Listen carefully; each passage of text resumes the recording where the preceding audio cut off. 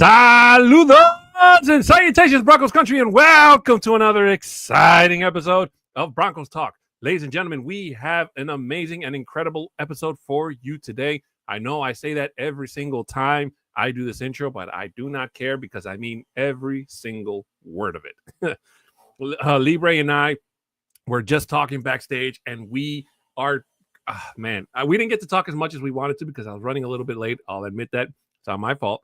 I'm saying it's my fault. So today's title is Potential Future Ring of Famers. This week, we got the notification that a very, very popular Bronco is going to go into the Ring of Fame. You probably already know who it is by now, but if you don't, make sure you guys tune in so you get all the up-to-date stats on who we're talking about and who else could potentially be future Ring of Famers at Mile High. So make sure your food is warm, your beer is cold, that you're comfortable, because you do not want to miss a single part of today's episode. And with that being said, here we go.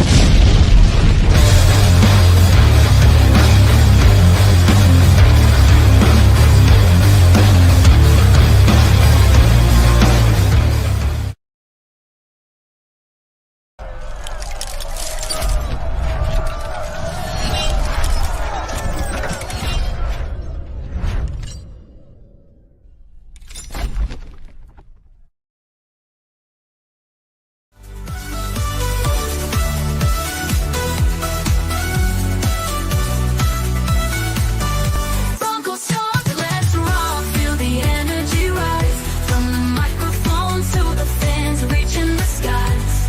Every episode a thrill and surprise. For the love of the game, we harmonize.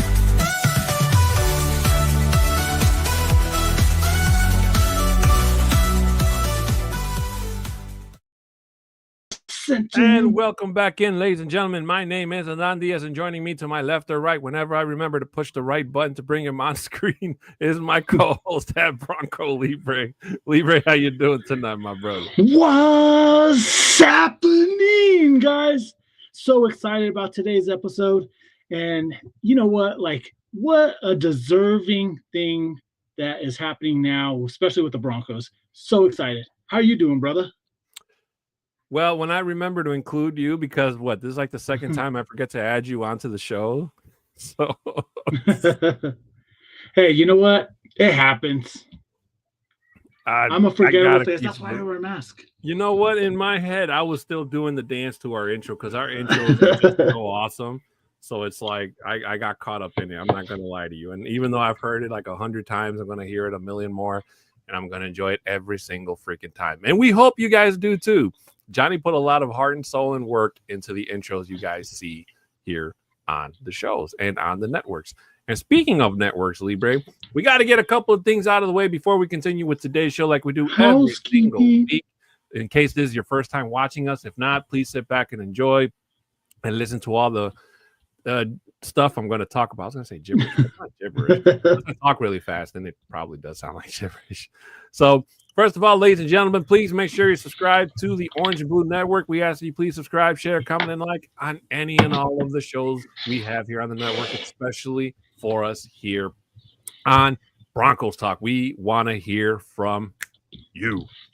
Also, ladies and gentlemen, to our sister station, MHRT Network, please subscribe, share, comment, and like on their shows as well. And also, we are always down and happy to talk about any and all things football, not just here on the show or on the networks, but also on our socials. Our Twitter handles are right there at the bottom of the screen. If you can't see them, mine is at a 6'10" Mexican. Bronco Libre is at Bronco Libre. Broncos Libre? Is it Broncos Libre?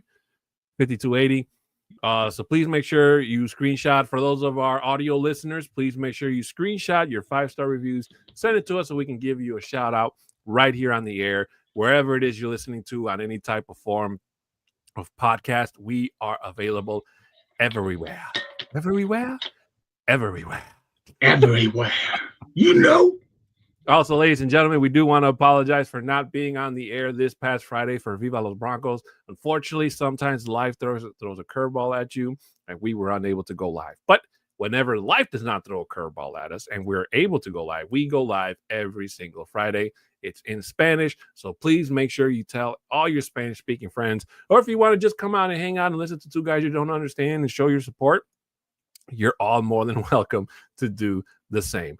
Also, we need Libre. I can't believe you almost made me forget Libre. I blame you, man. I blame you for, first of all, I don't blame him for me being late, but I do blame him for something. So, ladies and gentlemen, we have to, this is your favorite part of the show, I bet. We have to say thanks to our sponsor of today's show, which is Dubby.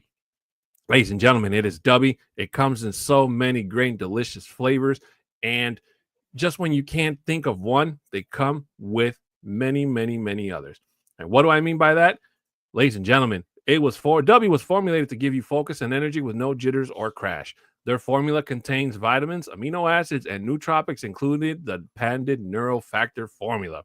Basically, ladies and gentlemen, it's no calories, no sugar, no maltodextrin, no fillers, and no artificial colors. Also, side note, shout out to our TikTok audience watching us right now through the live.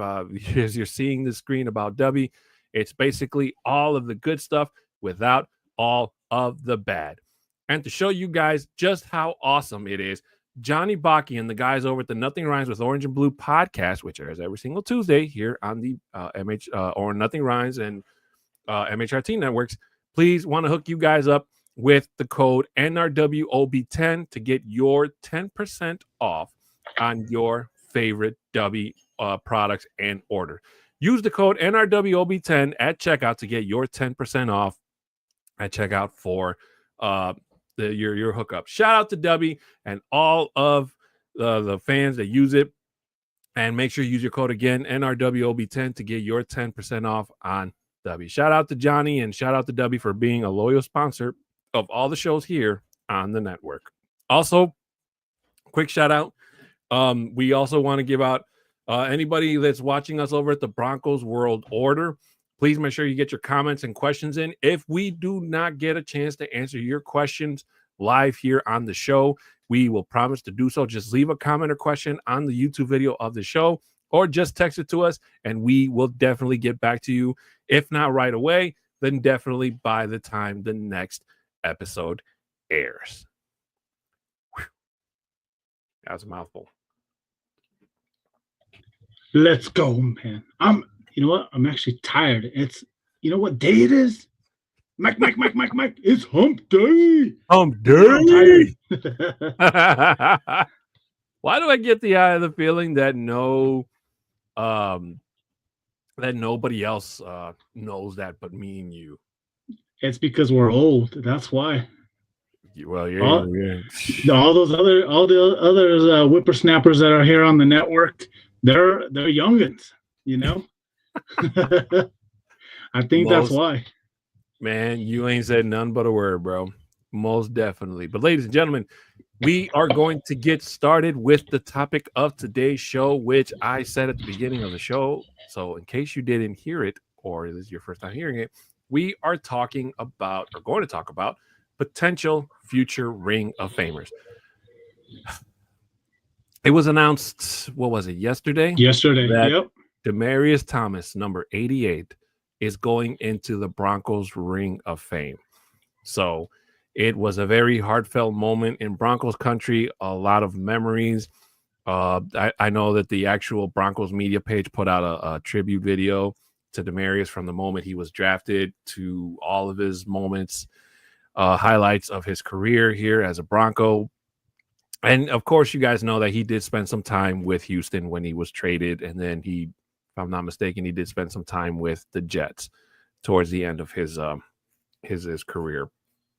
So, but his highlight, his concentrated anyway, was his time here in Denver. So I couldn't be more happy as an orange and blue hearted fan for Demaryius. And I don't know if I've ever said this on this channel, but if you ever get the chance, I don't know what video it's in, but I know it's in one. I think it was in the very first interview. If you go back and you look through the archives of the MHRT network, when we interviewed Mario Vitanzi for the very first time, and he talked about, he has like one of the most heartfelt stories about when he met Demaryius Thomas. I can't remember it word verbatim, but go back and check it out. And it is a very heartfelt story. And it just, I mean, if you didn't already like Demaryius before you heard that story, you're definitely going to love him after that. But before I turn it over to Libre, I couldn't be more happy, more proud as a Broncos fan to see Demaryius Thomas's name in the Ring of Fame and enshrined in the halls of Mile High. Well, it's not Mile High, but Empower Stadium. Hey, it's always going to be Mile High, no matter what you say. What's the habit of saying Mile High? It's always Mile High. One of the things that I appreciate most about being able to watch DT play was 2011 was the first year that I had season tickets.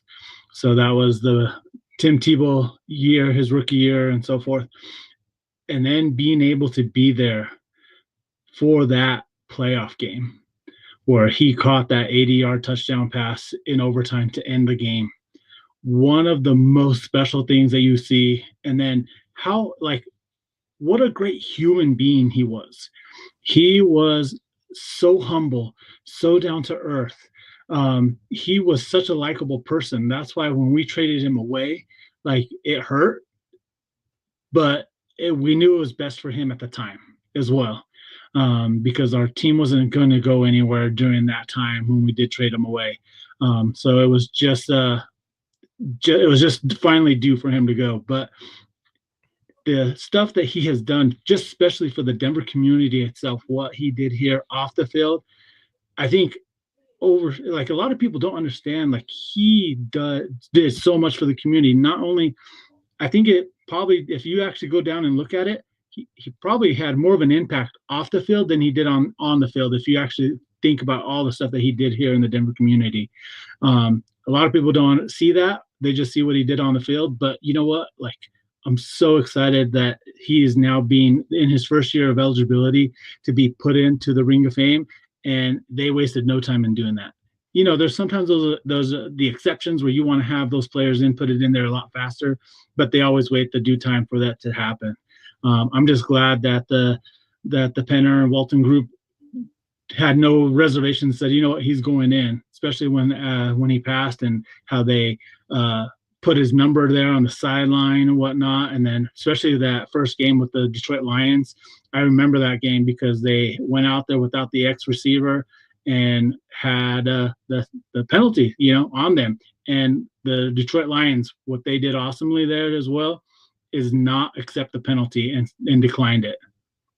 Yeah, I remember that. Like, it was kind of crazy. Yeah. Just it's like people wanted to cheer, but at the same time they didn't. But they did cheer when the Lions rejected the call. So they declined it. Yeah, they declined it. So, like, that's probably like the one thing I love about football is, even through all the animosity and sometimes the hatred in between rivalries, the Broncos and the Lions aren't technically hated rivals, because they're not in the same division, let alone the same conference. But even so, when you see moments like that or experience them, whether you're there at the stadium like Libre is every Sunday, or you're watching it at home like I am every Sunday, you still feel it. And it was a great respect, because the Lions had absolutely no reason, to go with any of that, but they did. And it was fantastic.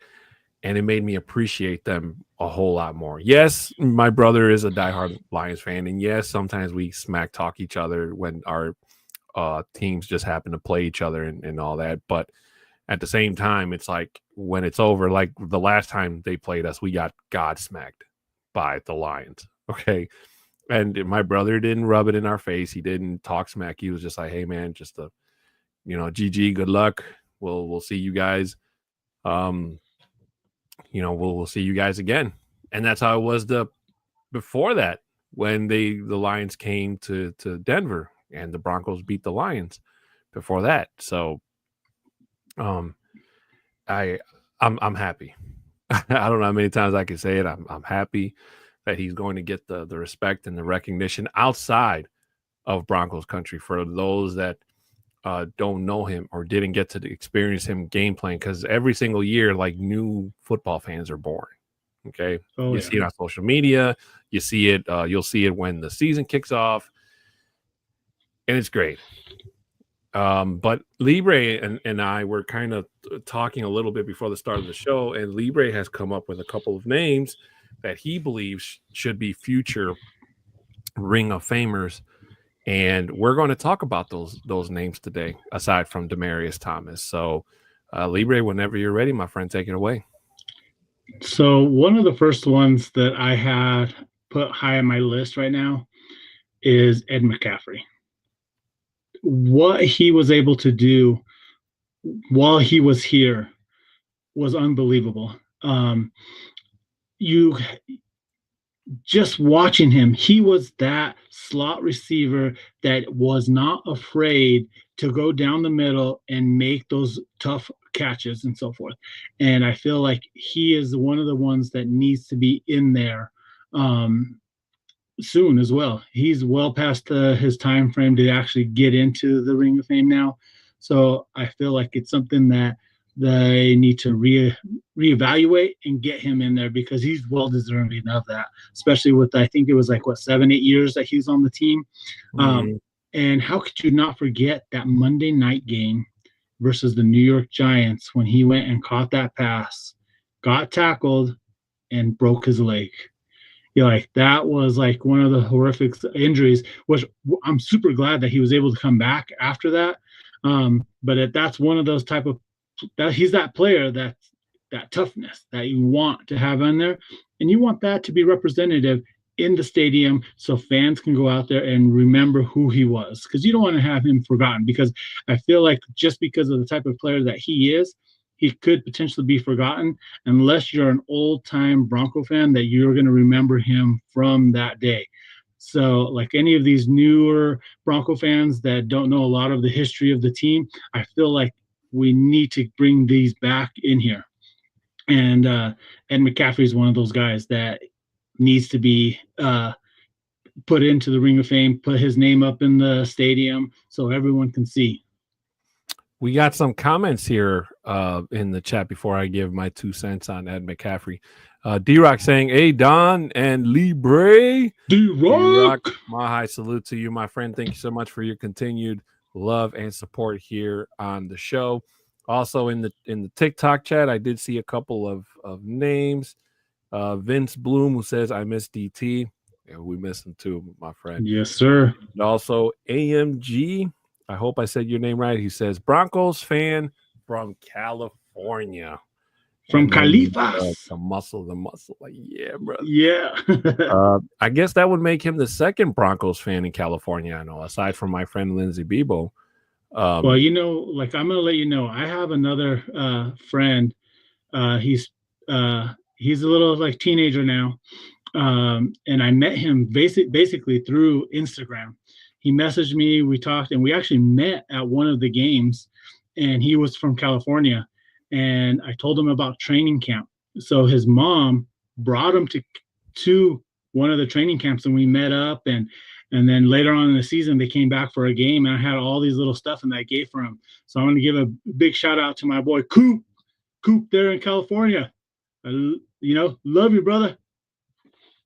Yeah, and D-Rock says, "Hold up, McCaffrey is not in the Ring of Fame." He is Angry not. Emoji face. Exactly, D-Rock. Yeah, that's one D-Rock. thing is I went and checked as well, because I went to go check to see who was all on the list. And right now there's 37 Broncos that are currently in the Ring of Fame. DT will be number 38, and he's not in there. It's crazy to think that he's not there. Now, I will say, and this is a question that, well, not a question, but a name that's been thrown a lot since Demaryius got named. A lot of people, and they probably don't realize that you have to have been in the Broncos or in the respected team for more than 4 consecutive years, if I'm not mistaken. And the name that I've been hearing a lot of is DeMarcus Ware. So you guys got to realize that Ware only came to play for the Broncos for 2 years. But Demaryius Ware is in the Ring of Fame. The Broncos Ring of Fame? Yeah, let me pull it up real quick. I could have sworn I thought that that Johnny said he couldn't get in it because he had to be.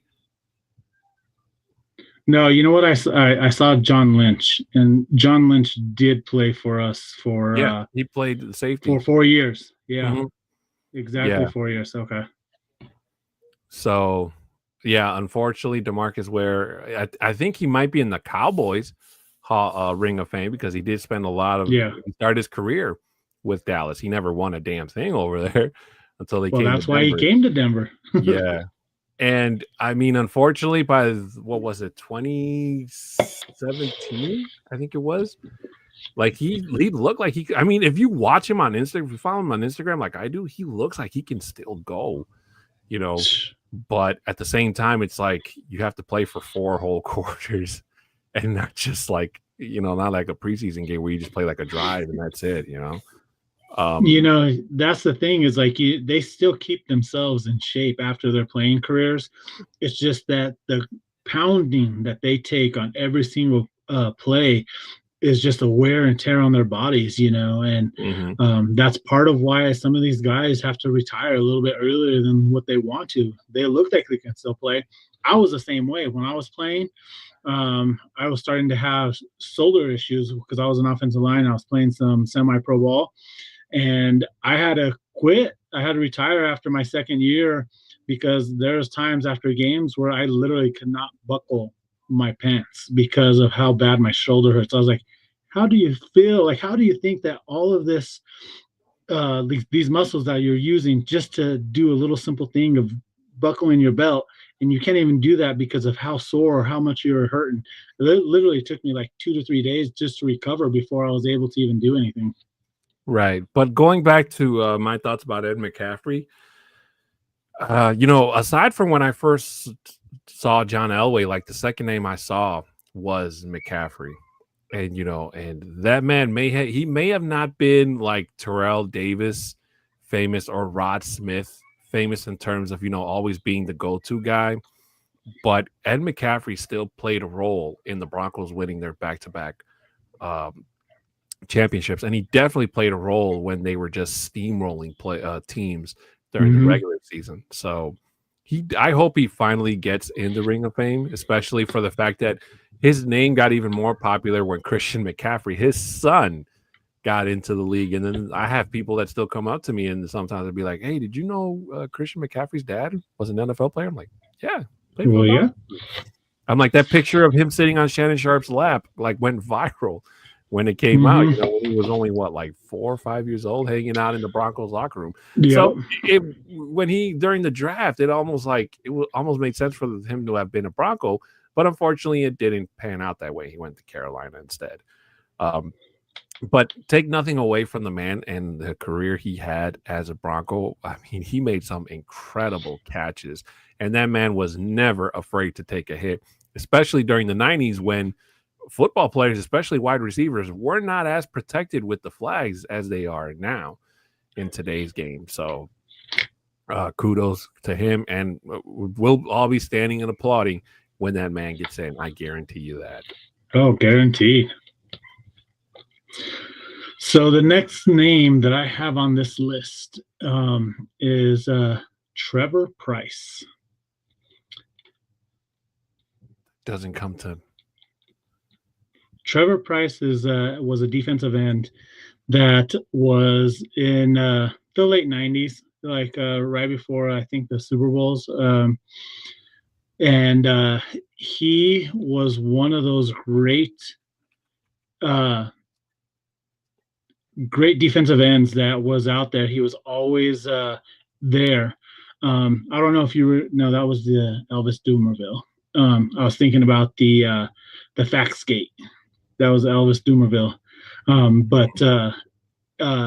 But he was one of those great players that just dominated that defensive line.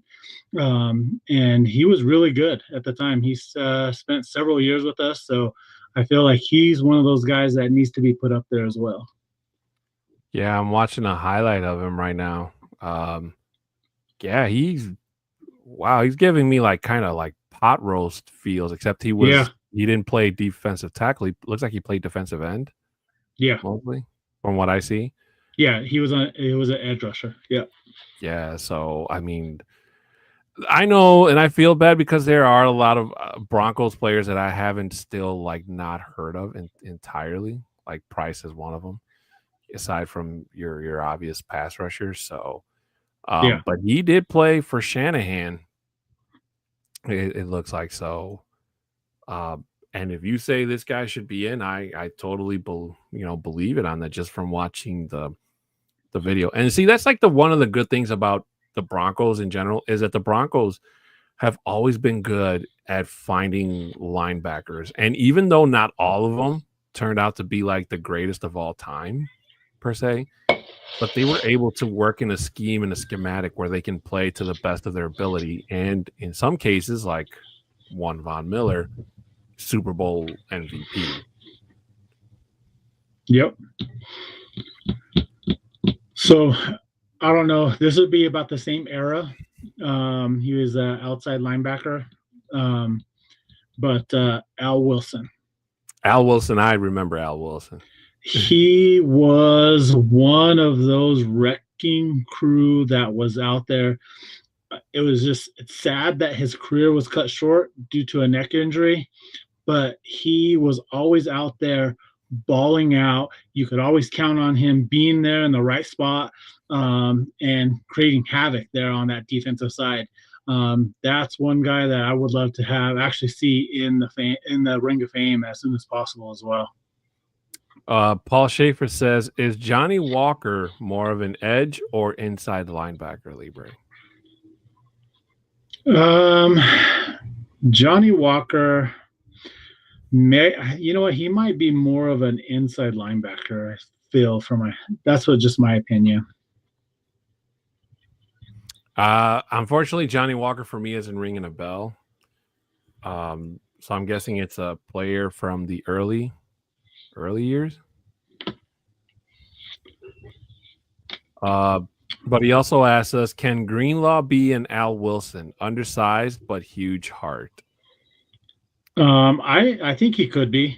I have to see him playing here in the orange and blue to make that determination. But with the amount of what I've seen so far from his film there in San Francisco, I could potentially see him having that heart that Al Wilson had.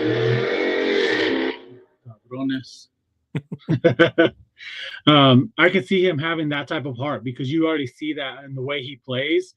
And yes, he's not as big as Al Wilson, but all you have to have is heart in this league. Because if you have that heart, you could do basically anything in the league. Does not matter your size itself. So I can see that in him.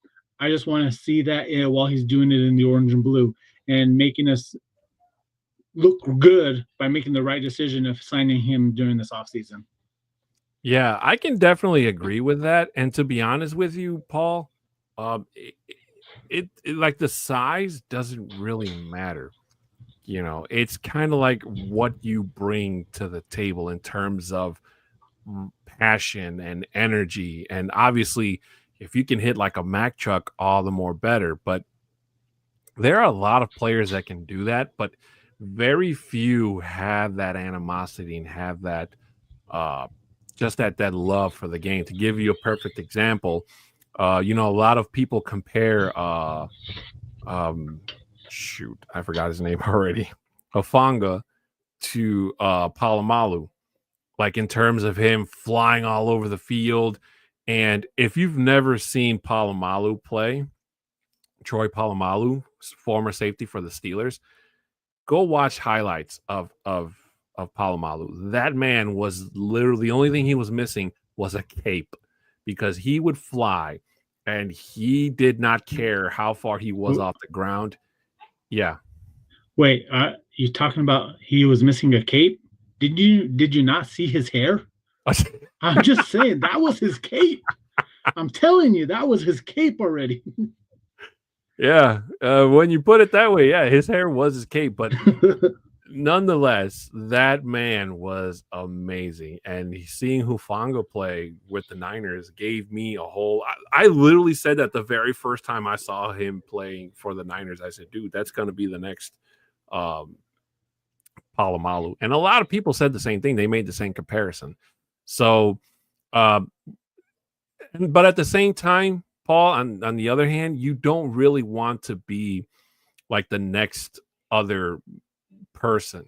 You know, you want to be the next Dre Greenlaw. And that's what we want Dre to be.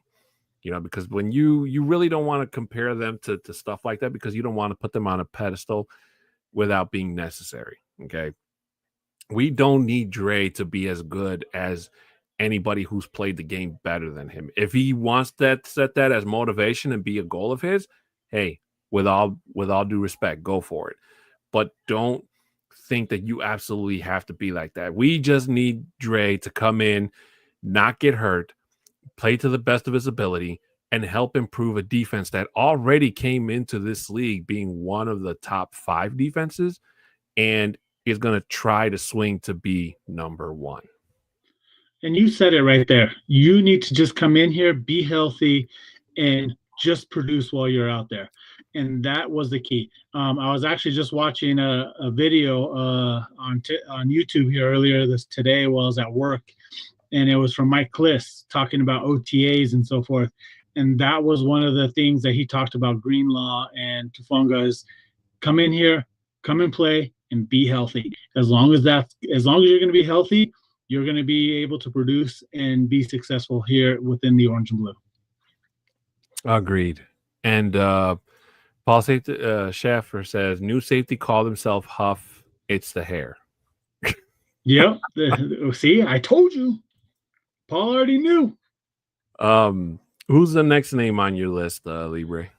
So the next name that I have on here, offensive lineman Mark the Stink Schlereth. Oh, the Stink. Yes. I thought he was already in the Ring of Fame. No, he's not in there. Right? Dude, you know what I love about Mark? I'm pretty sure he doesn't watch this show, unfortunately, but hopefully somebody will send him a clip of this when it comes out. The one thing I love about Mark is, first of all, I love his commentary.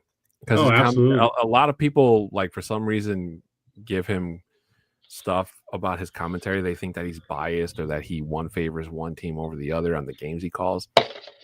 And some even have the audacity to go after him after his career, not knowing that man has Super Bowl rings, not just with the Broncos, but he was part of the Redskins. Washington. Yep. Yeah, he has 3 rings. That is crazy. Yeah, that man has 3 rings, and it is unbelievable. But again, the thing that I love is, like, every time somebody attacks him, he reminds me of like Shaquille O'Neal does. Whenever him and Charles Barkley go at it, Shaq always brings up, how many rings you got, Charles? How many rings you got, Charles? And that's literally what Mark does. He showcases the rings, and rightfully so, because I would do the same thing if I was him. And I'm pretty sure anybody that has ever won a Super Bowl ring that didn't pawn it that's what they're for. They're for showing off. So, yep. Especially when you go and you try to attack the man's credibility. But the one thing I love, and also, like, when you hear Mark tell, like, how it was playing with John Elway and just being around those guys, and the fact that he never went to the bathroom, he just kind of went right then and there. And that's why they call him Stink, guys. That's why they call him Stink, because he stunk, because that's what he did. But talking about Super Bowl 32, about Stink and John Elway, the story that I love the best that comes out of that Super Bowl is when John Elway does a QB sneak and he scores a touchdown, and Schlereth and him are right next to each other, laying on the ground after John Elway just scored a touchdown. And it goes like, Mark Schlereth just goes to John Elway and says, "What's up, buddy?" And, John Elway just started laughing and said, "You're such a dork." That is one of, like, the favorite thing. It's like, man, you're in a close Super Bowl And that's the first thing that you talk about instead of trying to get up and trying to celebrate to say that you just scored a touchdown there in the Super Bowl, and you just go to your quarterback and say, "What's up, buddy?" That's like one of the most iconic, like, stories from that Super Bowl, which is just so fitting for this team. I mean, I remember somebody asked him like, what were you and John saying to each other in that moment? Because that moment has been like pointed out so many times in almost any documentary or NFL series you see. That moment is always brought up, and I remember that interview. And before I saw it, I kind of guessed to myself, and I figured it'd be like Mark saying something smart to John, or John saying something smart to Mark. But it was just like a totally nonchalant conversation of, "Hey, buddy, how you doing?" Yeah, like, how you doing? Yeah, how you doing? I thought it was maybe Mark asking him like, "Hey, man, you want to do this for another year?" Because obviously it was that was Super Bowl 33, right? No, that was Super Bowl 32 against 32. Okay. against the Packers. I wanted to make sure. No, he walked away after the Falcons game. Well, that's Elway. Yeah, he walked away after that. Elway, yeah. So that's what I thought he was gonna say, and unfortunately, it wasn't. But no, Stink was one of the best offensive linemen the Broncos had. If you ever were to rank them, you have to put Stink at top 5. If he's not your number 1, he's definitely top 5. Oh, absolutely. And if you don't believe me, go watch that man's gameplay from when he started his career up until he won a championship in Washington, and then when he came to Denver, and he just helped solidify that line. It's crazy. And that man, it's a miracle that he's not an offensive line coach, to be honest with you, and that he took a job, being in the commentator's booth. And I'm pretty sure if you ask him, I'm pretty sure he gets the itch to go down there and feel like suiting up and, playing a game. But I will say the other thing I love about Stink is the fact that man he doesn't turn away fans. He has like a P.O. box where you can send him stuff to sign, and he'll sign it for you and he'll send it back. I keep forgetting to do that because I really want to get his autograph. I don't know why. Well, it's one because he's one of those guys after his football career, because a lot of people didn't know who he was leading up to the time he was starting to do commentary. That's part of why, because he is so personable. He is such a humble guy as well, and that's why for me he's such a likable person as well. So I feel like that's why he's done that. He wants to continue to have his fans that know who he is, have that connection with them, get to be able to reach out to him, which is wonderful. Mm-hmm. Definitely a great candidate there, Libre. How many more names do you have, my friend? I have 3 more that I can potentially say. Okay. Another one is going to be Mr. Emmanuel Sanders. Wow. I almost, what? It's funny you mentioned it because last night I was watching the most deep passes from 20. Some guy made a compilation. It's like 4 hours long. But I bet it was like the most deep passes from 2010 all the way to 2019. So, unfortunately, the Broncos didn't have a whole bunch of highlights in that reel, but one of them was Emmanuel Sanders. And the thing that I've always respected a lot about Emmanuel Sanders is the fact that he could have stayed and played in Pittsburgh under Ben Roethlisberger, but but they were getting kind of crowded because Antonio Brown came on the scene, and he was starting to outshine a lot of the other wide receivers. So, I'm really glad he decided to come to Denver when he came in 2014, I think it was something like that. Yeah. I think it was 2014. I can't remember the actual year that he got here. And him teaming up with Demaryius Thomas being the 1 and 2 punch for that Peyton Manning offense was just magical. And even after the Super Bowl championship. Yeah, he didn't quit. He still went out there. He still tried to do his best, even though we started going through a quarterback carousel and the team started to suffer, especially after the 2016 magic completely wore off. But I've always respected that about Emmanuel, and that he tried his wholehearted best. And even when he left the Broncos, I really wanted him to win when he was in San Francisco. And if Garoppolo just had a little bit more arm strength, Emmanuel Sanders makes that catch and absolutely, and wins a Super Bowl, another Super Bowl ring, and he could have retired with 2 rings instead of 1. No, I agree with you 100% with that aspect itself. Just I think with him being here, and then of course Manning being here, helping out with especially the 2013 season. Was it the 20? Was he? No, he wasn't here for the 2013. But just within the Super Bowl year itself, he benefited with Peyton Manning just being our QB1 here, but again, he played ball. Like he was there the whole time and throw the ball and he'd catch it like right now with Cortland Sutton. He was that type of guy. You could always count on him and catching that ball and getting his feet in. Agreed. And Paul Schaefer has a question for us here, Libra. I don't know if one of these 2 names are on your list. Aqib or Harris? Choose one. CHJ all the way. You have to know, like, with the Broncos history with undrafted players making a team, CHJ was one of those guys. And yes, for me, he is actually on my list. I was actually going to bring him up next. But CHJ was one of those guys that played the corner position very well for a long time. I was sad to see when he went over to, at the time, San Diego and played there in San Diego. But the thing is, it's like CHJ is one of those guys that was a great player, and he had to prove himself to be in the league and make the team, and that's exactly what he did. And he dominated there in the position here in Denver with us for many years. So he's also going to be one of those guys that should be in there as well.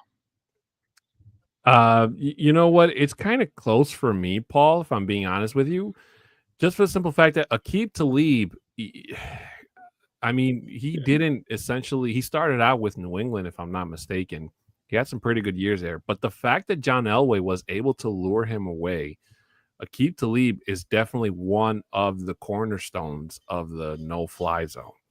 Right? Oh, absolutely. As good as everybody else is in doing their job, Aqib Talib was definitely that guy. Now, obviously, he had his issues with Crabtree and that stupid chain. 2 chains fiasco thing. So, but needless to say, when that man went out there, if you go back and see his highlights, like some of his interceptions were just unimaginably, like anybody else probably couldn't have done it better, So, but unfortunately for this one, I got to go with Chris Harris on this one for the simple fact that I've followed him since the beginning of his career. If you guys have never seen the Monday Night Miracle, go back and watch that, because that was the very first time I saw Chris Harris. If I'm not mistaken, that was his very first year as a Bronco. And towards the end of that, he got I don't know if it was his second interception or his first interception, intercepting Phillip Rivers. And not only was pretty much the seal of the game, it kept the Chargers from coming back and winning it.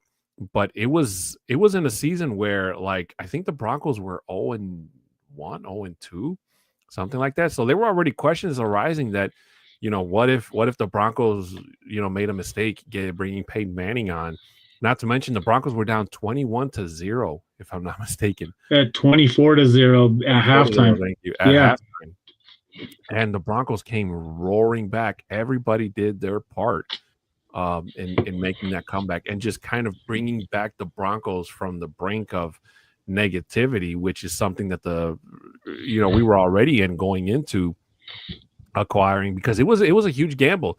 You got to remember that the Broncos thought that Tebow was going to be the future of the franchise. And then aside from that wonderful moment in beating the Steelers in the wild card round, they went to New England and they just got completely splattered by the Patriots, unfortunately. So it was a huge gamble moving on from a guy like Tebow and, handing the keys over to Peyton Manning. But then again, when you think about it, like, how could you not? Because the only other team that probably could have won his services, if I'm not mistaken, was Tennessee. So Peyton Manning could have been a Titan. But he decided to come to Denver because, and everybody already knows that story. He came to Denver and we had the weapons, we had the coaching, we had everything that Peyton Manning wanted. And I'm pretty sure, was maybe reminiscent of what he had in Indianapolis. And I'm pretty sure I've said this on the show before, and I'll say it again. The way Indianapolis did Peyton Manning was completely uncool. It was dirty. It was dirty. Straight dirty. Straight up but dirty. Again, that's Irsay. Rest in peace, Mr. Irsay, who just recently passed away. But I would have been in the same situation if I was the owner and the GM of the team.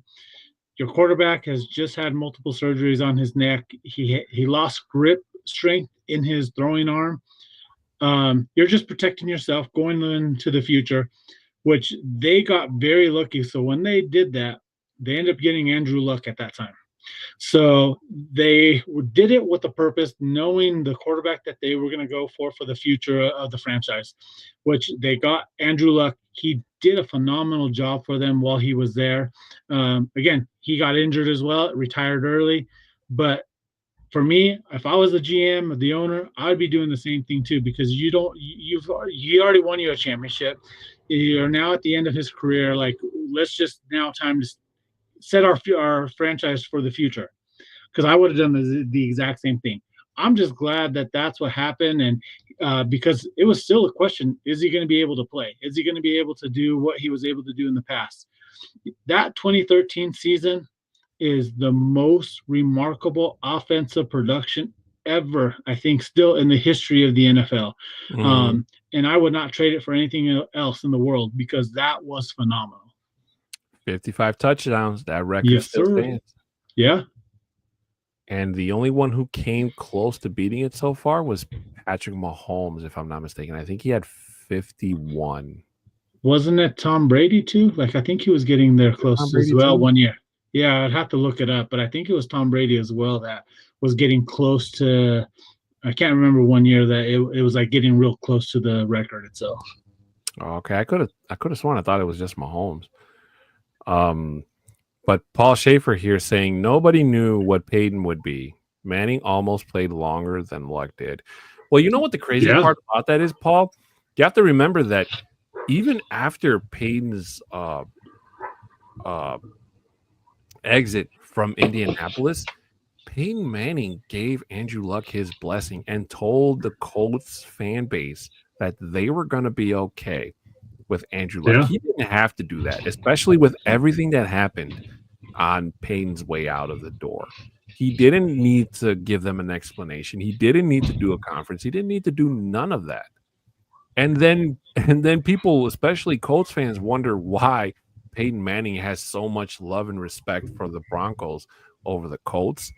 Even though you built the stadium of him outside, even though he won a championship with you first, even though he spent most of his career in Indianapolis, that man comes to more Broncos games, every Broncos game, if I would have to imagine, home game anyway, than he does Colts games. And that speaks volumes. And you know why that's the case? Is because he made his home here in Denver. He still lives here today. He's retired. How long ago now? Like after Super Bowl 50? Yeah, 10 years. He still lives in here. He loves the school system, especially where his kids are at. He loved just because of the weather that we have here in Denver, which is always misconstrued within the media. You think it's Denver, Mile High, it's always snowy and gloomy or whatever.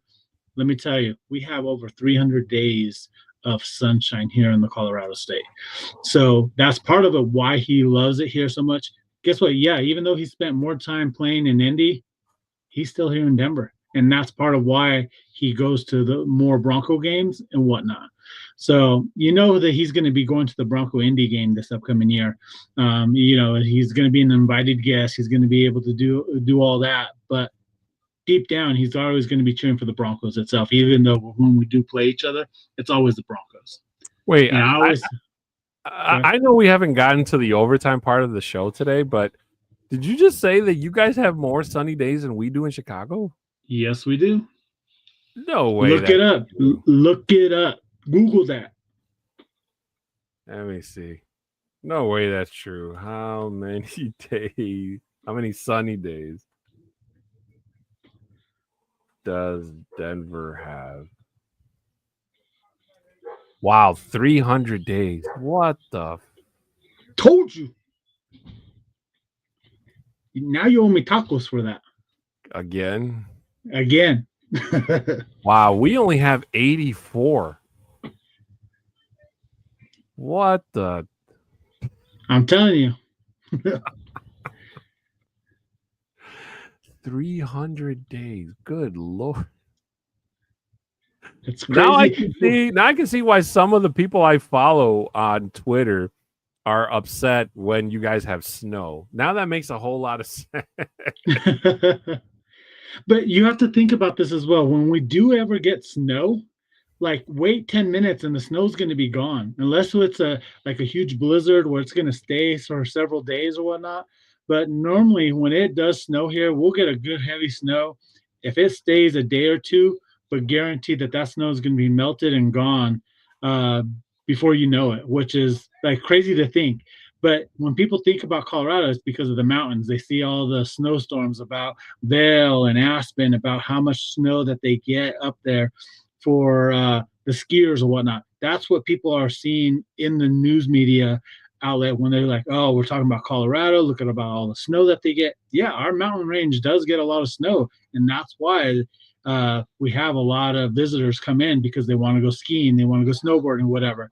But actually in Denver, the weather here is phenomenal. It's perfect. That's why I love living here in the Mile High City. What's the last name on your list, Libre, before we forget?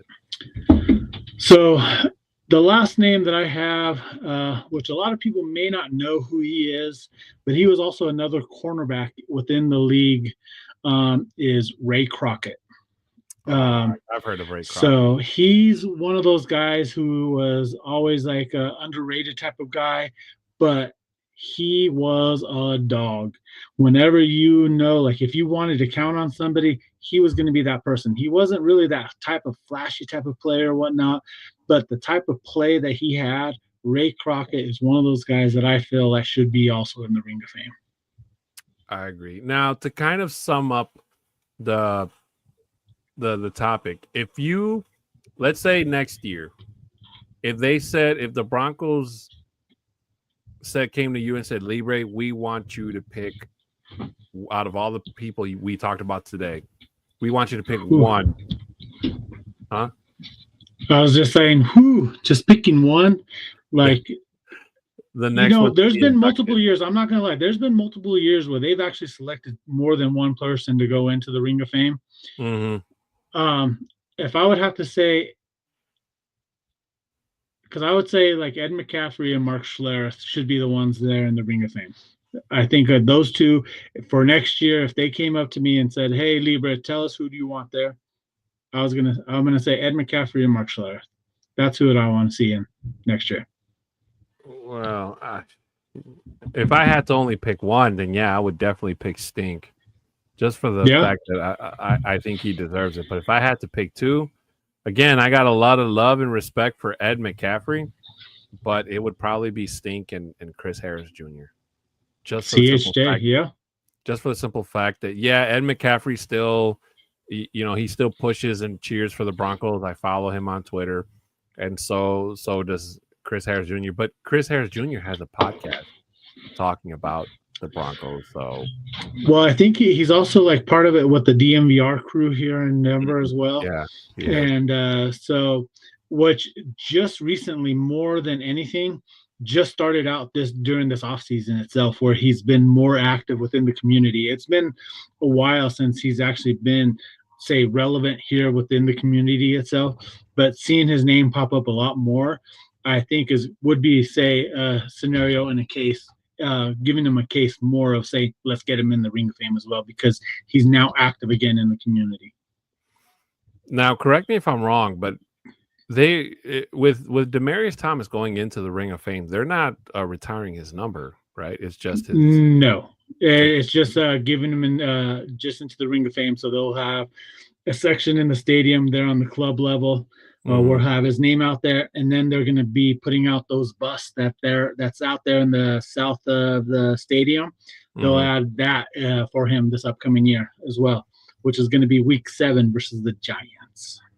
Oh, is that when they're going to debut the? Yeah. So, and that's also the same. That's going to be a alumni weekend as well, where they're going to be honoring the Super Bowl 50 champions. So they're going to be bringing all those Super Bowl 50 players that were there for that game, and honoring them. And then they're going to do the Demaryius Thomas reveal of the Ring of Fame.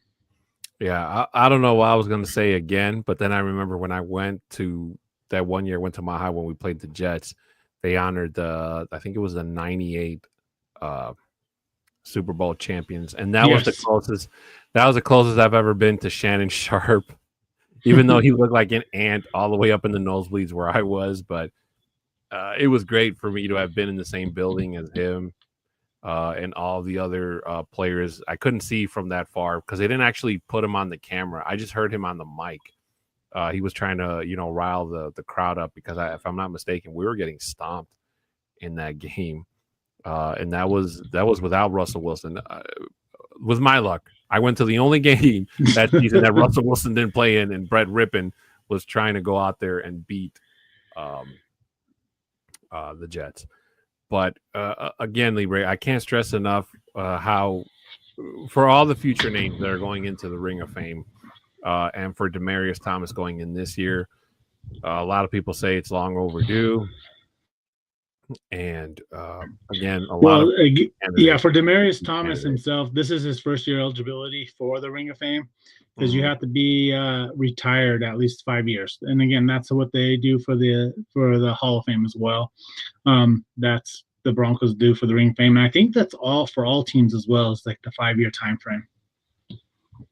Yeah, so I think trying to remember for the Hall of Fame, Peyton Manning's already in the Hall of Fame, obviously. Oh yeah, he was eligible his first year of eligibility. He got there was it 2020? Yeah, the year of the pandemic. Yeah, that's right. So then that means what? Tom Brady's got 3 more years to go because he's only been out of the league. Something like that. Yeah. But again, can't write him off because there's always that one rumor of him trying to come back. Well, I think he might be suiting up for the Raiders this year since he's part owner. I thought there was a rule that said he couldn't play for the team he owns or something like that. I'm sure he's going to find some type of loophole that he's going to be able to play for them. But no, I think he's officially done. I don't think he's ever going to be coming back into the league, but again, you never know. Crazier things have happened. I think he's done. He seems to enjoy the commentary life. At least I get from that. And I gotta admit, it was kind of weird hearing his voice in commentary for the first time. But then, I mean, if you can listen to Charles Davis and that other guy in Madden, or that worst case scenario, that one lady, Jesus Christ, we can deal with Tom Brady. And for a while, Aqib Talib was also a commentator, but unfortunately, that whole thing with his brother kind of derailed him and took him off the air. But ladies and gentlemen, we are going to get a head start on your favorite segment, and that means that we are at the end of regulation. And ladies and gentlemen, it is time for us to go into overtime.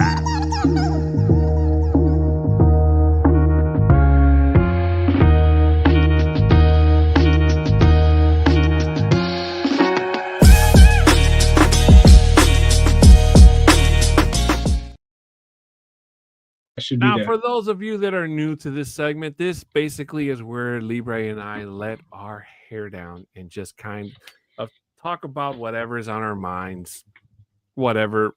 It's open field. It might be leading to the Broncos. we try to bring it back that way, but sometimes we just kind of go in a whole different direction. And It's I can't always promise so. you that. Whatever. It's whatever. It's whatever. Whatever. What ifs? Um, So one go thing ahead, that I Lupe. do, yeah, I want to bring up is the NBA itself. I have some people at work that are diehard Knicks fans. One of the guys he's a huge Knicks fan, and he gives me a call. He goes, Libre, I want to send you to Indiana, but I want you to be Knicks Libre out there, because they wear orange and blue as well. So I said, you know what? As long as you pay my flight, my ticket, whatever, I'll go. And of course, he was just joking around with it. And I just saw earlier this week that he had a patch, and his name is Anthony. And I told him at the end of the conversation, I go, you know what? Sign me up, let me go. But I have to let you know, I'm going to be calling you One-Eyed Ant. And he was like, oh, what? Just that comment itself, forget it. And then he hung up the phone on me. Later on that day, I went over by his desk and we were just talking. He goes, oh my God, that was the funniest thing that you've told me. And he goes, that was so funny. He goes, I'm going to be getting you back, Libre. Just watch out. But I thought that was hilarious. And then after the game yesterday, I was like, hey, you should have sent me to the game. I would have brought them luck, and they would have the series would have been tied 2-2. Now it's 3-1. I said, you still have a chance to take me to the game tomorrow night there at the Garden. He goes, I might have to do that. We have to figure something out. Man, listen, first of all, since we're on the NBA, shout out to my boy Caruso. They are close to making it to the finals, man. Caruso will get into the finals, and they will get destroyed by the Indiana Pacers. Hey, the way the Thunder's playing, bro, I think it's gonna be. They play dirty, like they're playing so dirty. It's ridiculous. It's gonna be an interesting finals. I know that there's somewhere. I know Johnny Baki's somewhere out there biting his. Hey, rumor has it, Mr. Baki's in Colorado. Oh yeah, that's right. Johnny is in Colorado. I was enjoying this nice sunny weather. Yeah, he drove all the way up there. Can you guys believe that? He drove from Tennessee all the way to Colorado. That had to have been like a 20-something hour drive. That's crazy. Which I don't know exactly why, to be honest with you.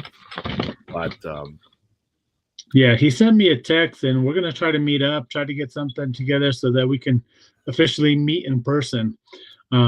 What's been crazy, it's like me and him have been following each other on social medias for a while. Never met in person. Excited to meet up. Hopefully we can have some dinner, meet his wife, kids. Hopefully his son is doing good. Oh, Barbara's awesome. I love Barbara. Barbara was great when I met her. She was a team player when she was here, and I had a great time. Awesome. D-Rock's got I got a question. That's crazy. Usually Libre's the popular one. D-Rock saying, Adon, what are the vibes in Chi-Town regarding the Bears? Because people are saying they are strong contenders to be the team this coming season. Well, I will share with you, D-Rock, and you too, Libre, since you're here, that in case you guys have not heard, they actually approved the Bears moving out of Soldier Field into a suburb near me called Arlington Heights. So they're going to build one of those super mega dome SoFi Stadium-ish like stadiums out there. They're looking for a Super Bowl. You beat me to it. That's basically what it is. It's basically going to be just an arena for Super Bowl. Now, I will say the one thing I loved about going to Soldier Field, and I'm going to miss, is the fact that there were so many ways to get there. You know, you could take the bus, you could take the train. If you live nearby, you can damn near walk, ride share, maybe, but you deal with the traffic. CTA, the Chicago Transit Authority, which is the train and bus system here, was the best way to go. and it was a nice walk from where it dropped you off all the way to Soldier Field. I was gonna say that was a good walk because I went to the game several years ago there in Chicago. Yeah, And coming off of the train, that's still a good, pretty walk just to get out there. But what I love about that walk, though, is they made it real scenic and whatnot. So just getting there is like it's still a beautiful view going up to the stadium and walking there, which was wonderful. and the one issue that I've always had with teams, it's kind of like, and I don't know if it's necessarily their thing, but the fact that they're building I'm all for remodeling. If you want to build Soldier Field, I don't think you can ever tear that down because it has a lot of sentimental value, and obviously it's Soldier Field. But to me, it's kind of like having an arena, but it's not in the city or it's called, kind of like, for example, the Dallas Cowboys. AT&T Stadium is in Arlington, Texas, not Dallas, Texas. That's like 45 about 45 minutes away. Mm-hmm. Yeah. So like that to me has always been weird, and now it's going to be, and a lot of people are already saying like, hey, they're going to be the Arlington Heights Bears now. And Mile High isn't like that. I mean, shoot, from where was I when I stayed at the airport? The hotel I was at was only like 15, 20 minutes from Denver International. And if you guys have never been to Denver International, that thing is gigantic. It's like if you were to walk, it would take you almost a whole day, probably, maybe even more, to get all the way to the airport. The drive is that long. It feels like you're driving on an airstrip, honestly. But from my hotel, which was not too far from Denver International, it was probably like 20 minutes, if I had to guess, all the way to Mile High Libre. It was only like 20, 25 minutes. It took me more time to find parking because of the whole stupid parking charge thing than it was for me to drive there. And if Libre had told me that I could get there probably quicker through the light rail, I probably would have taken the light rail and saved myself $30. And you would have only spent, like, if you're coming from your hotel through the light rail system to downtown Denver, it would have been about a $10 per person because, not even, because you're not coming from the airport itself. So it'd been $3, $6 round trip. So my whole thing with the whole building, like it just doesn't feel right to me. Like, because you're building it in Arlington, and now it's like, yes, it's the Chicago Bears, but it's going to be like, well, if you want to go Chicago, you got to get on a car or a bus and go like a whole bunch of miles east towards the lake. Do they even have a train system there in Arlington Heights? I don't think so. They just have like that suburban bus line. Okay. They might have a Metra, which is like a rail line that stretches through a good part of the state. Not like Amtrak that goes across state lines, but right now Metra's probably the best way to get there because I'm pretty sure they're going to build parking lots and all that. But man, those parking lots are going to charge an arm and a leg. When they do build a new stadium, have some type of transit to get there. I'm hoping so. I hope they do because Metra, if it's anything like the Cubs games here, like those Cubs, those suburban, the city trains, those things are packed to the gills. Like you're so close to somebody, you can smell who's not wearing deodorant. That's how close those trains are. And I know this because I did that too. Yeah, like there's because actually when I went to the game, to the Bronco Green Bay game, I had a day I went a day early before I met up with all my friends, and I actually went to a Cubs game, St. Louis Cardinals game, and I took the train there, which is real convenient. I love that where it's set up, where Wrigley Field is a couple blocks from the actual station itself. It's right there, which was perfect. But you are correct; it's super crowded, and it's like you're just packed like sardines in there. And then that's like even it was like that going to the game, but just imagine right after the game, which is even worse. Yeah, it definitely. That's why the bars there are kind of nice because a lot of the people, they just kind of go into the bar. Yeah, they'll either drink their pain or they'll celebrate. depending on how the outcome of the game was. So the bars there kind of do help to kind of control the traffic. A lot of those people actually just kind of walk. They either live nearby or they'll walk until they can get a ride share where it's cheaper. Or worst case scenario, they pack the trains and just head back to wherever it is they came from. But to answer your question, D-Rock, I know I didn't actually answer it. There are some people, if you saw our Ask a Fan segment, I would recommend you go back and watch it if you didn't when we had my friend Eric on here. I'm trying to get my cousin on here because my cousin talks a lot of smack and he's probably watching this sitting on a chair somewhere at work.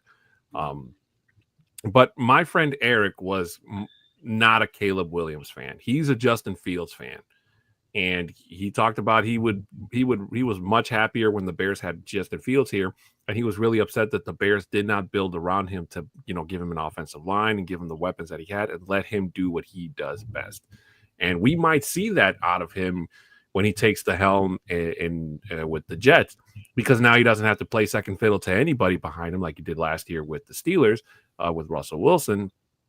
And, just giving him the weapons and letting him showcase on what he can do with whatever the Jets can provide. So with Caleb Williams, they gave him they revamped his offensive line, and they gave him some weapons in Loveland, Colston Loveland, and trying to remember who else. I think they signed a lineman. Yeah, and then a lineman from KC. But to be honest with you, if you ask the most diehard Bears fan here, of course they're going to tell you Caleb Williams, it's his second year, he's going to rebuild and he's going to be a contender for MVP and all that jibber jabber. But to be honest with you, I think that the Bears, if they were going to go quarterback, there is no way you can tell me that they did not regret or mess up not picking up Jaden Daniels. Because Jaden Daniels so far has outshone Caleb Williams by a mile, and the I was going to say the Redskins, and the Commanders' offensive line is not anywhere near like superb or way better than what Chicago has.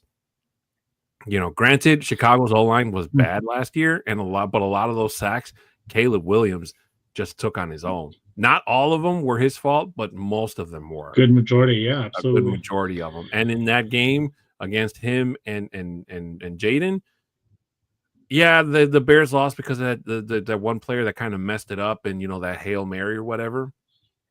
But it shouldn't have come down to that. If Caleb really was the superior and was going to be, he would have beat Caleb. It wouldn't have to come down to a Hail Mary like it did, And a lot of Bears fans here are looking forward to that rematch.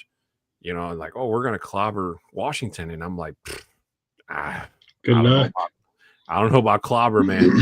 Like, there's a lot of games on that Bears schedule, if you look at that, are kind of like sketchy. Like, yeah, the Bears improved their offensive line, but they're going to need time to gel and get together. And some offensive lines can do it off of the snap, which is great. But then there are other teams that's like, man, it's going to take like a season.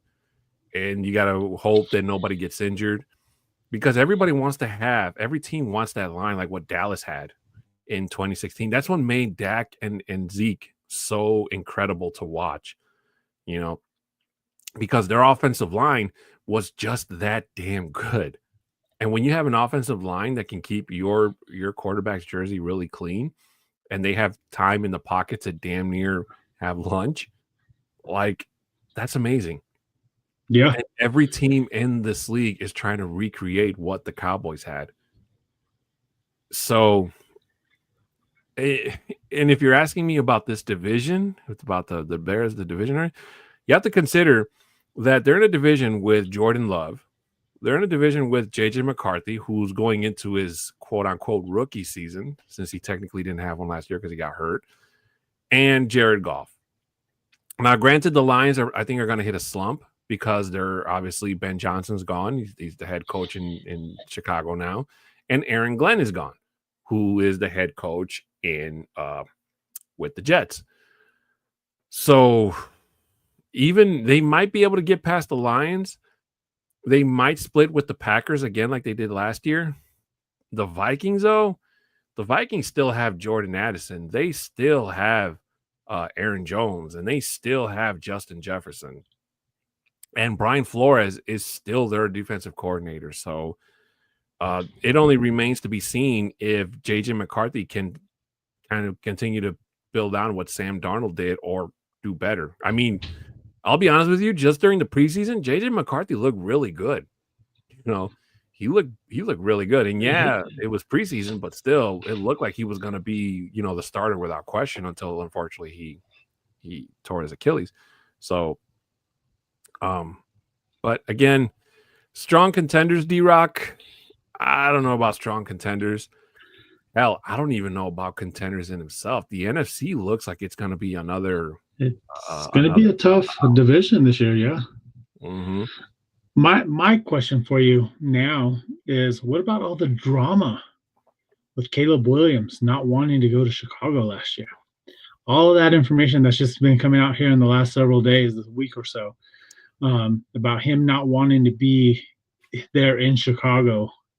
And then him trying to come back. I saw something that came out today or yesterday. I didn't actually read the story itself, but how does that feel for the people there in Chicago of your QB1 basically saying that he didn't want to be there ultimately? Yeah, well, the only person I know that it didn't affect like so much was my cousin. But everybody else, it kind of I don't know if I can honestly answer that question because I didn't directly ask him. But the vibe that I got was just kind of like that's terrible. It was already bad enough that Caleb Williams going into that draft wanted he wanted team rights or some type of investment of stock in the team. Oh yeah, that he played for, which is like a huge no. They weren't obviously going to give that to him, but I just felt like he was prima donna. That's really what it's coming down to. Prima donna. And then you go out and something like that leaks out. And that to me is a bad luck. It really is a bad luck. And the fact that the GM for the Bears or the head coach there has to be somebody that has to like pull the reins on him and say, hey man, you need to stop doing all this crazy stuff, bro. Because it's like you're supposed to be the face of the team. You're supposed to be the guy. We're investing in you. We're giving you an offensive line. We're giving you weapons. We need you to be the guy, but you also need to keep your head, keep your head out of your butt, if I'm being honest with you. And yeah, when you see something like that, it's only like the really diehard fans can look past that. But I'm pretty sure that if it hasn't already, that it's just going to start rubbing Bears fans here the wrong way. Yeah, and rightfully so, because it's like you really don't care for this team, and it should be worrying because once his rookie deal is up, who's to say that he's not going to want a huge contract? And if he hasn't played like a player that that deserves it, how are the Bears going to give him top money and put their cap space at risk for years to come if he doesn't bring them anywhere close to a championship by the end of his rookie deal? Him or Odunze, because I feel they're only going to have money to pay one. Yeah, you never. And again, what's crazy too is like you talk about the cap space and whatnot. It just gets increased more and more every year. Yeah, it might be 5 to 10% each year, but by the time that happens, I don't feel like he's going to be warranted to be paid the top quarterback in the league. It's not going to happen. He has to come out, show out, play good, and basically put those rumors and all the stuff that has just recently come out to rest, saying, look, I'm here for the long haul, and show it within his play. If he can do that, then he can flip the narrative of what's happening right now. But I don't feel like the way that he is and the way that, and I've called this from the beginning too, is a lot of quarterbacks out of USC. What have they done in the NFL? They haven't done much. They had maybe 1 or 2 good years, but then after that, they're gone. You don't see them anymore. Matt Leinart, one of them, So it's just one of those guys that you just have to look at hopefully he can change the narrative on it. But honestly, I don't think he can. Yeah, but that I appreciate the question, D-Rock, because I didn't expect us to go that in depth on it, and I kind of forgot what the hell I wanted to rant about. But that's just because I'm old. You know, I'd be forgetting stuff like You all the time. remember? You remember? It was something that happened to me this past weekend, and I can't remember what it was. Ah, shoot. It'll come to me. I'm pretty sure later when I'm about to go to sleep. And I'll text you, Libra, and be like, "That's what it was. Let's go back on the air." And I'll say, you know what? Let's do this. Let's do this. Broncos talk at like 11, 12 o'clock at night. I wonder what Baki would say. Baki, what do you think? Johnny would lose his freaking mind, man. Right? Oh, that's hilarious. I remember what it was now. Southwest taking away their free bags, man. Starting today. Book your flights now before it's done. Oh, it's too late now. Oh, is it now? Yeah, you had to have done it yesterday. Yesterday. Oh, gotcha. In order to be grandfathered in. So, but I should have booked my flight. Yeah, so now I don't know where I was going to go, but yeah. And that to me pisses me off because I really liked Southwest. I've Same. flown with them. I've flown with them more than I've ever flown in the many times that I've actually been on a plane. You know, granted, I have to drive all the way to Midway, which is farther from my house than O'Hare. But you know, technically, I only bring a carry-on with me, so like I wasn't coming with like a giant. Like I just had one suitcase and my carry-on with me, which was just for my tablet, really. So I'm wondering if they still do like the two personal items, like a carry-on plus a backpack. Because that's what I normally travel with.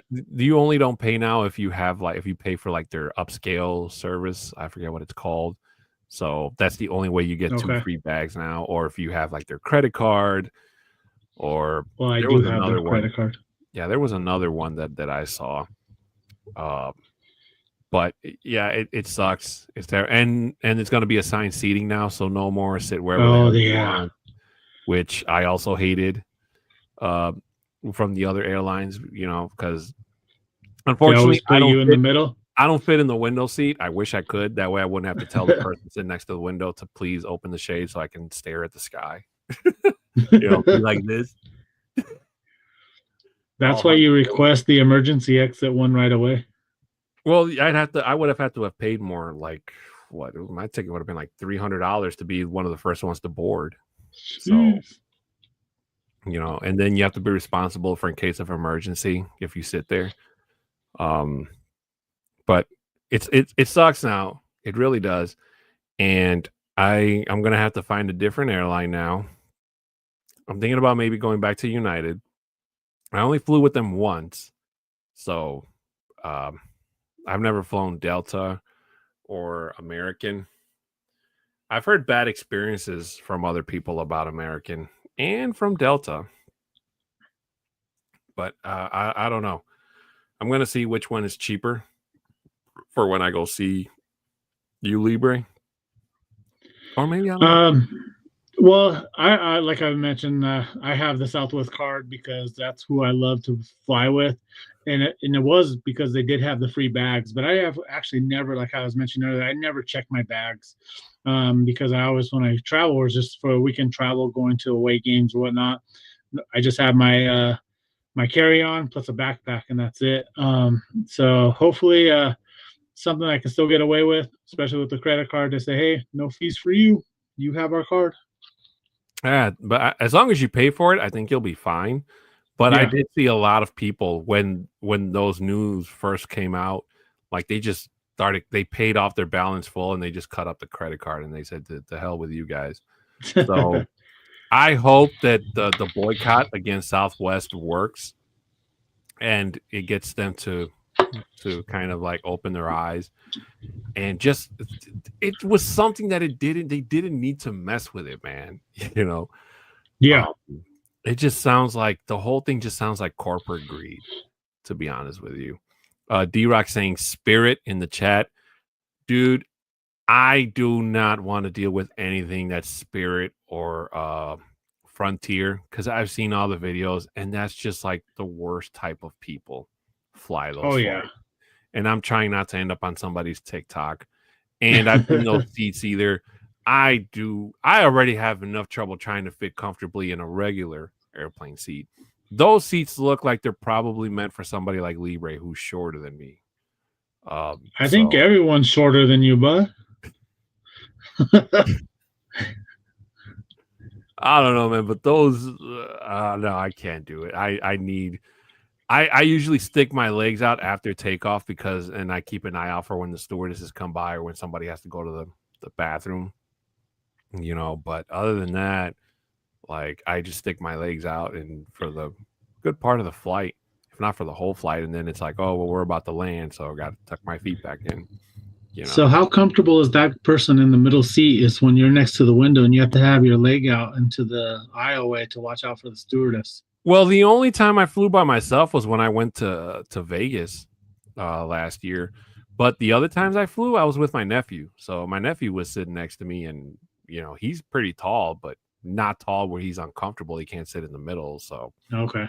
And I'm trying to remember who the hell sat next to me when I went to Vegas, and I don't remember who it was. I just remembered I was watching my movie, and it was fine, but it wasn't anything like, hey, we're rubbing up her elbows, or like, oh yeah, my wrist is mine, or nothing.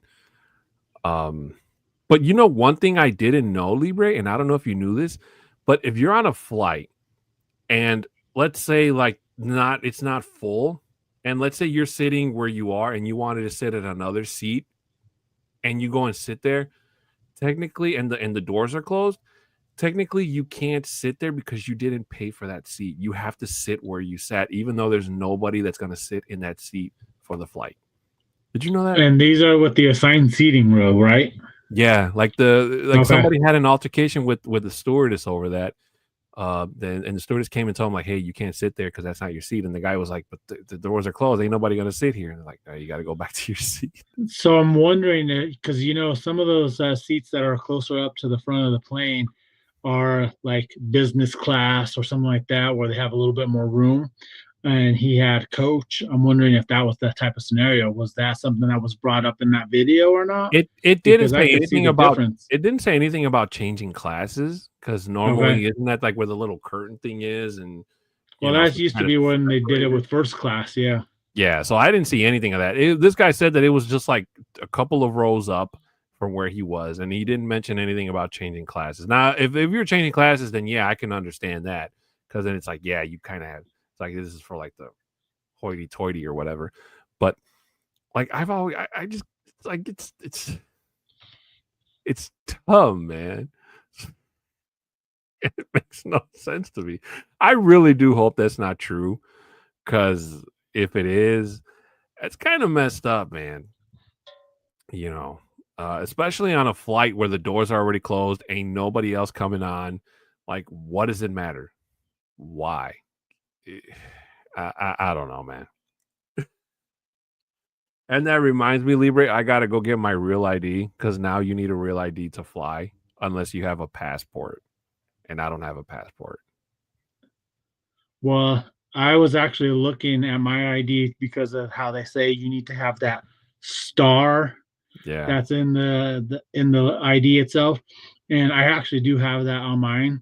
What was crazy, about 2 years ago, my cousin just had a regular ID, and I didn't know that was a thing where if you had an ID but it wasn't, I don't know how it's not like a true ID if you got it issued to you, but he actually had to go to the DMV because he lives in Arkansas. My cousin Juan, he lives in Arkansas. When he came to the game a couple of years ago, he had to get an updated ID because somebody told him, one of his friends told him, hey, you just want to make sure you have the star on your ID, because if you don't have it, they're not going to allow you to fly. And it's a good thing he checked, because he didn't have the star, and he actually had to go to the DMV and get an updated ID just to be able to fly. Yeah, which was crazy. I don't know why. I remembered this. Ladies and gentlemen, if you're flying out of Denver International, please do not go high, because I swear to you, the guy that was in front of us had to have been He was a had to have mile been high, bro. Yeah, he had to have been high, because he tried to put like food through the x-ray machine, but it wasn't even in a suitcase or anything. It was literally in grocery bags, and he just puts it on the conveyor belt and just pushes it on through. And me and my nephew are standing there, and we're trying not to laugh. I like kind of grab my nephew's arm, like, "Hey man, don't laugh. If you're gonna laugh, turn around." And sure enough, even the TSA agent kind of looked at him like, "Hey man, you can't bring this through." And the guy standing there like, "Hey man, why not?" And he's like, "Well, first of all, it's not even enclosed correctly. You still have some open, and it looks like you have fruit. Like, that's not even sealed. Like, this has to be sealed. You can't go Oh, that's put your—" crazy. And I wish I could have heard the rest of that conversation, but I had to grab my things and go put my shoes on. And I was just laughing, and me and my nephew were just like, "Wow!" Just when we thought we've seen it all at TS. It's funny, like one of the other guys that like is a fan here, and he actually wears a Libre mask as well here. And he goes, anytime he goes through the airport, he wears a shirt. He goes, "It's not gay if it's TSA." it's hilarious, and because you know how they pat you down and all that, and him wearing that shirt, and he's posted it several times on Facebook. It is just super hilarious just being able to see that, and I'm like, it's so funny. Hey, I didn't get pat down at Denver International, but when I was flying out of Las Vegas, that guy owed me a dinner, because that guy got super.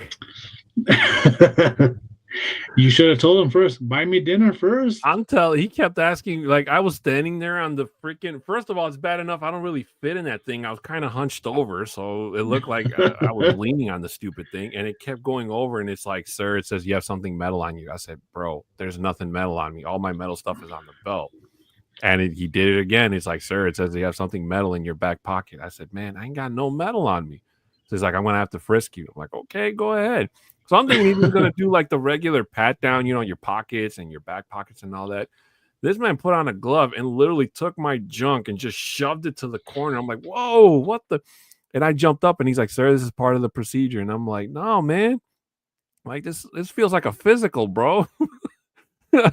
And he just moving my stuff around, and he touching me on the backside and all over my legs and stuff. And he's like, "All right, sir, you're free to go." I'm like, "Bro." I'm like, "Hey, do I call you or you call me?" And I was trying to get him so hard to laugh. And when I finally told him that, he started laughing, and he turned around. And I was like, "Man, that was kind of rocky, bro." So my question is, how tall was he? Man, I'm 6'10", so that guy was like 5'11". Okay, so it's still not that bad. So he had to kneel. I remember that much. But I was like, "Bro, that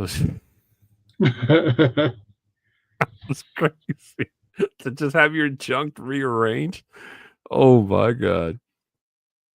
Oh, but ladies and gentlemen, that is going to do it for us for the overtime part of today's show. We hope you enjoyed it.